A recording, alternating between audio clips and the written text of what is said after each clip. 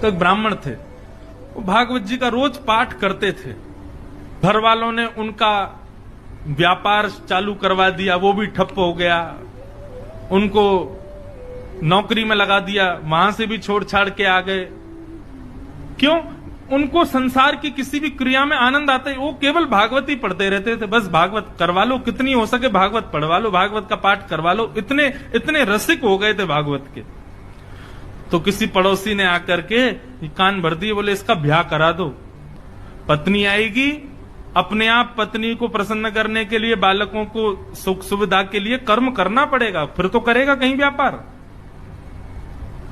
ब्याह हो गया, लेकिन ब्याह के बाद भी उनकी स्थिति बदली नहीं। वो भागवत जी पढ़ते रहते थे, भागवत जी का पाठ करते रहते थे। 4 साल तक पत्नी ने सहा।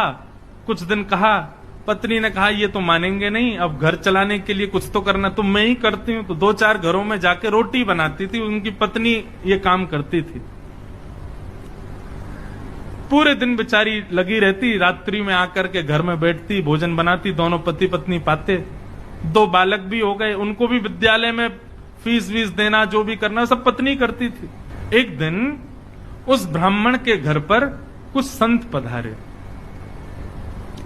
और संत भी ऐसे समय पर आए जिस समय पर घर का पूरी प्रसादी भोजन सब समाप्त हो चुकी थी, सब पा चुके थे।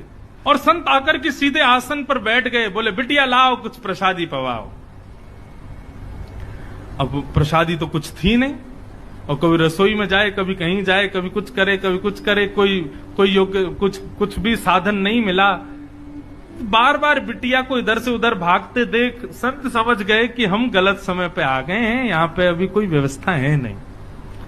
संत उठ गए, उठ करके बोले बिटिया महादेव की इच्छा होगी तो फिर कभी आएंगे, हाँ अभी चलते हैं। और प्रणाम करके सब चले गए। बहुत निराश हो गई। क्यों? बोले आज तक मैं सह रही थी अपने पति के सब भावों को, ये कुछ नहीं करते, मैं सब जानती हूं।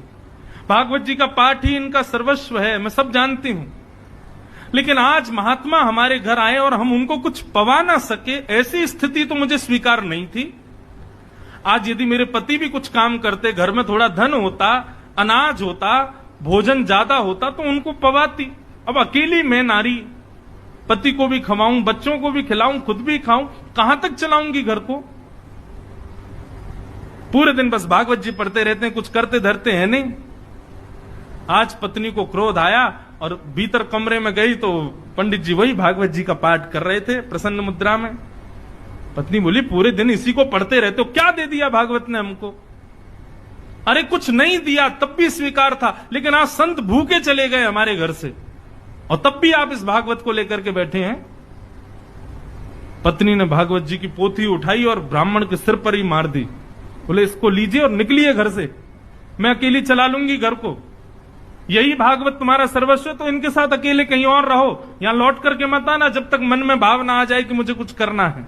ब्राह्मण देवता अपनी भागवत जी को, उसके पन्ने बिखर गए थे, सब समेट करके हृदय से लगा करके रोने लगे और मनी मन विचार करने लगे, हे नाथ, मेरी पत्नी को आप साधारण पृष्ठ के रूप में दिखाई देते हो, पन्ने के रूप में दिखाई देते हो, लेकिन मैं जानता हूं ना आप प्रत्यक्ष कृष्ण हो।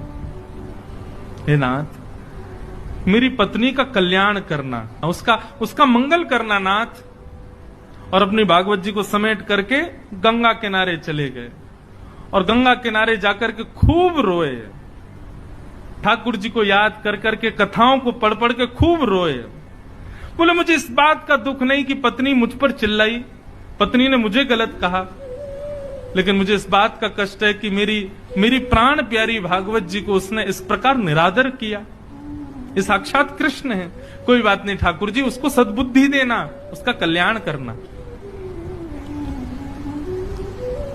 इतनी सहनशीलता, इतना समत्व और इतनी सुहृदता को देख करके ठाकुर जी रह नहीं पाए, और भगवान नन्हे से बालक बन करके काशी में प्रकट हो गए। ऊंची धोती पहनी, सिर पर स्वाफा बांधा, स्वाफा बांध करके एक टोकरी को अपने सिर पर धारण करके ठाकुर जी बनारस की गलियों में घूम रहे हैं। और घूमते घूमते उस ब्राह्मण के घर पहुंच गए। गेट खटखटाया, ब्राह्मणी ने गेट खोला। नन्हा सा बालक, बड़ा प्यारा सा, सिर पर टोकरी लेकर के आया है।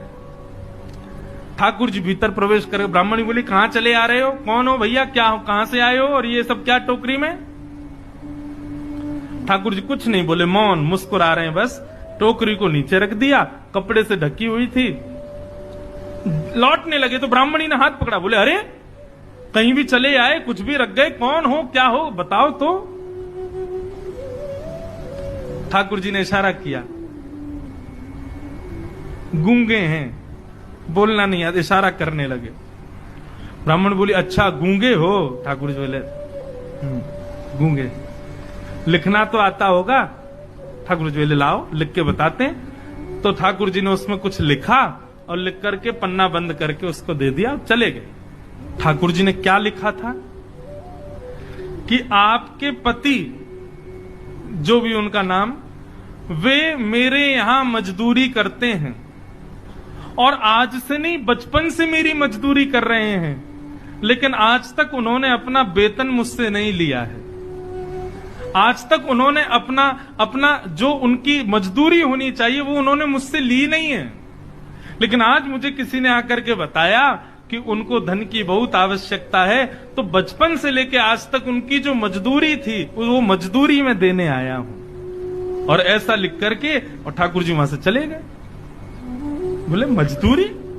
जैसे ही कपड़ा हटाया तो उस डलिया में सोने, चांदी, हीरे, जवाहरात सबसे भरी हुई लबालब वो डलिया, ऐसी ऐसी मणियां, जो मणियां विश्व में देखने को नहीं मिलती, वो सब उसमें रखी थी। पत्नी मन में सोचने लगी, अरे मैं तो बेवजह गुस्सा हो रही थी, मेरे पति तो छुपा रुस्तम हैं, छुप छुप करके कहीं जाकर के मजदूरी करते थे, मुझे बताया भी नहीं। हो सकता है मैं घरों में रोटी बनाने जाती होंगी, उस समय चले जाते होंगे, और बताओ देखो मुझे बताया नहीं। आज इतना धन, अरे हम तो करोड़पति हो गए, हम तो खरबपति हो गए। मैंने भी बेवजह अपने पति पर गुस्सा किया। बालकों को भेज दिया, जाओ पिताजी जहां मिले उनको बुला लाओ।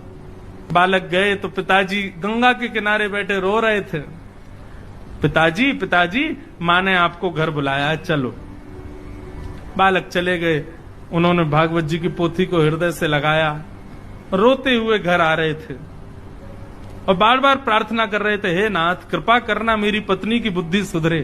जैसे ही अपनी गली के घर की गली में आए तो अपने घर को पहचान ही नहीं पाए। क्यों? आज तो घर का स्वरूप ही बदल गया। दिए जल रहे हैं, द्वार पर बढ़िया सुंदर रंगोली बनी हुई है, सुंदर पुष्पों से घर के द्वार को सजाया हुआ है। ब्राह्मण बोले ये मेरा ही घर है। सुबह तक तो ऐसा लग रहा था तेजहीन, और अभी ऐसा लग रहा है मानो सारे देवता ही मेरे घर में आ गए हों। ये क्या स्थिति हुई? चंद घंटों में सब बदल गया। ब्राह्मण ने जैसे ही भीतर प्रवेश किया, पत्नी ने आकर के थाल से आरती उतारी, जय हो, नए नए वस्त्र पहने हैं। ब्राह्मण को समझ नहीं आया, बोले ये सब क्या हुआ देवी? सुबह तो तुम बड़ी नाराज थी, हैं? सुबह तो हमारी पोती हमारे सिर पे मार दी, भगा दिया घर से, और हमारी आरती उतार रही हो, ये सब क्या हुआ? ब्राह्मणी बोली आपकी चोरी पकड़ी गई। बोले मेरी चोरी? कौन सी? आप अपने आप को दिखाते हैं कि आप कुछ करते नहीं हो, लेकिन आपने बचपन से मजदूरी की है। आज आपका मालिक आया था आपकी मजदूरी देने के लिए। ब्राह्मण बोले मेरा मालिक? कौन सी मजदूरी भैया? बोले हाँ, गूंगा मालिक आया था, आपको बोलना नहीं आता, उसको गूंगा है ना वो। तो ब्राह्मण देवता बोले गूंगा मालिक? ये कैसा मालिक है भैया? क्या मजदूरी देके गया? कक्ष खोल करके दिखाया तो डलिया रखी थी, सोने चांदी हीरे जवाहरात सब उसमें रखे थे। बोले देवी मेरा कोई मालिक नहीं है, ये मेरी कोई मजदूरी नहीं, मैं कुछ नहीं करता, मैं तो केवल भागवत अध्ययन करता हूं। बोले आपका मालिक आया था, गूंगा मालिक, और वो बता करके गया कि आपने मजदूर। तुमको कैसे पता? वो तो गूंगा था, बोलना जानता, तुमको कैसे पता? बोले ये पर्चा दिया। जैसे ही पर्चा खोल करके देखा तो सारे शब्द उस पर्चे में घूमने लगे, और तभी उस पर्चे पर ही त्रिभंग लली श्याम सुंदर आकृति प्रकट हो गई। ब्राह्मण देवता और रो करके अपनी पत्नी के चरणों में प्रणाम किया और कहा, हे देवी, ये कोई सामान्य व्यक्ति नहीं थे, सामान्य मालिक नहीं थे, पूरे विश्व के जगत नियंता जगदाधार जगदीश्वर थे। मैंने बचपन से आज तक भागवत का पाठ कभी अपने सुख के लिए नहीं किया, केवल उनके लिए किया। जग को सब मजदूरी देते हैं, मेरी मजदूरी देने आज श्याम सुंदर आए थे।